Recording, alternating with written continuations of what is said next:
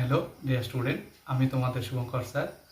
আজ যে একটি আপডেট নিয়ে তোমাদের কাছে আমি উপস্থিত হয়েছি, সেটি আশা করছি তোমরা থাম্বনেল দেখে বুঝে নিয়েছো যে সত্যি তোমাদের যে WBCSSC অর্থাৎ পশ্চিমবঙ্গ যে স্কুল সার্ভিস কমিশন, তার নতুন নোটিফিকেশন খুব শীঘ্রই আসতে চলেছে। আর এবং সেটি কবে আসতে চলেছে তার যে ডেট সেটিও তোমাদের আমি মেনশন করেছি, অর্থাৎ 29 মে তোমাদের কিন্তু নতুন নোটিফিকেশনটি আসতে চলেছে। এই নোটিফিকেশন অনুযায়ী নবম, দশম, একাদশ, দ্বাদশ এর পরীক্ষা তো কনফার্ম। পাশাপাশি যারা তোমরা জানো যে আপার প্রাইমারি যে 6 থেকে 8 এই সেকশানটি সম্ভবত সেখানেও থাকবে, কারণ আমি তোমাদেরকে বলেছিলাম প্রিভিয়াস এসএসসি যতবার এইভাবে নোটিফিকেশন দিয়েছে সেখানে 6 থেকে ক্লাস 12 পর্যন্ত সব কিছুই তারা মেনশন করে দেয়। তো আশা করছি সেটিও এখানে থাকার সম্ভাবনা প্রবল বা প্রচণ্ড। আর সেখানে কি ক্রাইটেরিয়া থাকবে, কোন কোন কারা কারা ফর্ম ফিল আপ করবে সেটা আলাদা ব্যাপার, সেটা আমি বলছি না এখানে।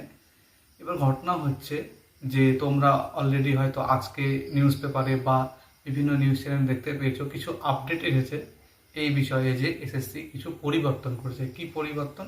তোমরা যে পরীক্ষাটি দেবে, যখন পরীক্ষাটি দেবে সেক্ষেত্রে কিন্তু পরীক্ষাতে তোমাদের মূল প্রশ্নপত্র, এর পাশাপাশি যে উত্তরপত্র এবং তার পাশাপাশি একটি কার্বন কপি, যেটা অন্যান্য পরীক্ষায় তোমরা পেয়ে যাও, বিভিন্ন পরীক্ষাতে কার্বন কপি একটা দিয়ে দেয়, সেটা এসএসসি গতবার দেয়নি, এইবার কিন্তু একটি কার্বন কপি তোমাদের দিয়ে দেবে। এটা একটি আপডেট ছিল। আর যে একটি নতুন তোমাদের কথা বলছি সেটি হলো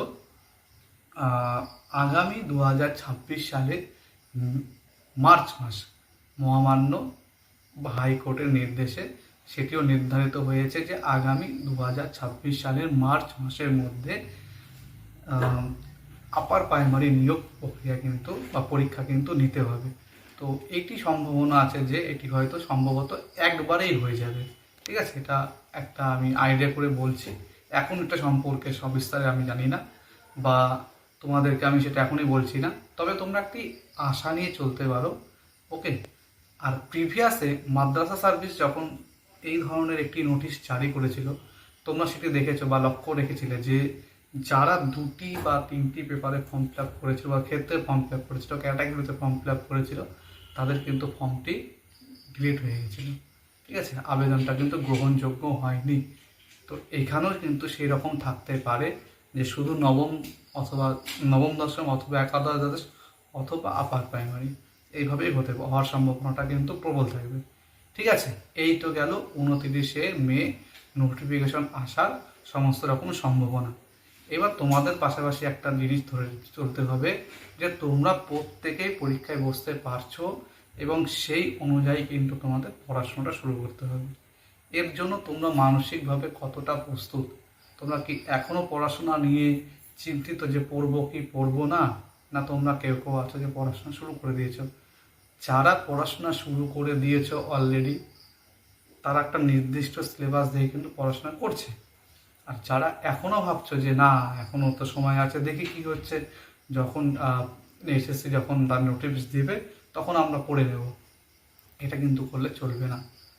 তোমাদের এর পাশাপাশি আর একটা কথা জানিয়ে রাখি, সেপ্টেম্বর মাস 2025 সালের সেপ্টেম্বর মাসের 14 তারিখ অলরেডি, 14 তারিখ এবং 20 তারিখ 14 আর 18 তারিখ সম্ভবত, ঠিক আছে, আমি 14 তারিখ টাইম বলছি, এই দুটো ডেটে কিন্তু পরীক্ষার ডেট দেওয়া আছে WBPSCর মাধ্যমে, যে স্কুল শিক্ষক নিয়োগ। তো যারা পড়াশোনা করছে তারা কিন্তু ওটার জন্য পড়াশোনা যারা করে যাচ্ছ তাদের জন্য এসএসসিও কিন্তু হয়ে যাচ্ছে।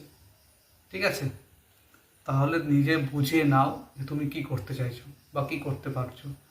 এখনও সময় আছে, তোমরা কিন্তু নিজেদের মতো করে পড়াশোনা শুরু করে দাও। কবে এসএসসি নোটিশ দেবে তারপরে পড়াশোনা শুরু করবো, ওইটা কিন্তু তোমরা করো না। তোমরা যদি পড়াশোনা করে যাও তাহলে লস হবে না কিন্তু, কারণ অন্য একটা পরীক্ষা তোমরা পেয়ে যাচ্ছ।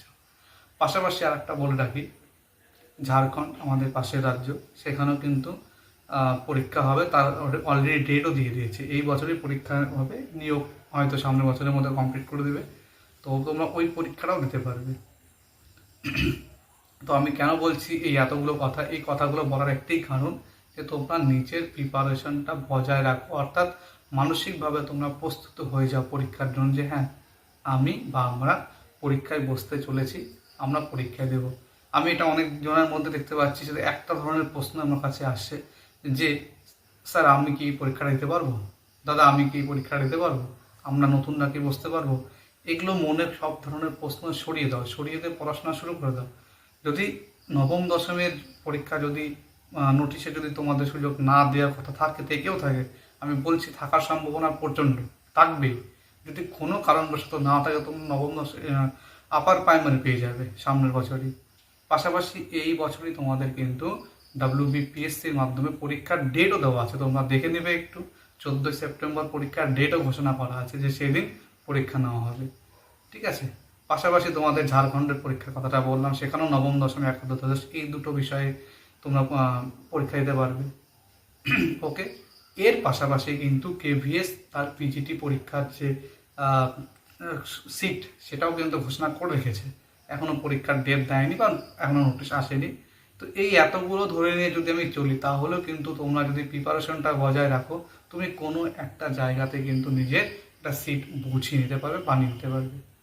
ওকে, তো শেষমেশ আমি এই কথাই বলছি, 29শে মে নতুন নোটিফিকেশন আসছে। সেই দিন বা তারপরে আমরা বিস্তারিত আলোচনা করব নোটিশে কি আছে, কারা সুযোগ পাচ্ছে, কারা পাচ্ছে না। তবে আমি একটা কথা তোমাদের বলেতেও চলছি যে তোমরা কিন্তু নতুনরা পরীক্ষায় বসতে পারবে, এবং এখন থেকে সেই প্রিপারেশনটা নিয়ে মানসিকভাবে তোমরা প্রস্তুত হয়ে যাও যে আমরা পরীক্ষায় বসতে চলেছি। ভালো করে এখন থেকে আমাদের স্টাডি একটা প্রপার প্ল্যান অনুযায়ী কিন্তু তোমরা শুরু করে দাও। ওকে, তো আজ এই পর্যন্তই, আবার নতুন আপডেট নিয়ে আমি হাজির হব। ততদিন তোমরা ভালো থাকো, সুস্থ থাকো, নিজের প্রিপারেশনটা চালিয়ে যাও, আমাদের চ্যানেলটিকে সাবস্ক্রাইব করে রেখো।